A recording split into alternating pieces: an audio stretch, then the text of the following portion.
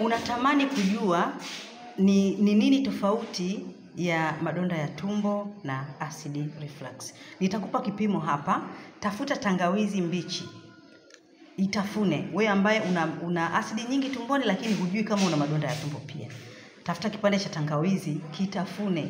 Kitafune wakati unakusanya mate mdomoni, kisha meza hayo mate.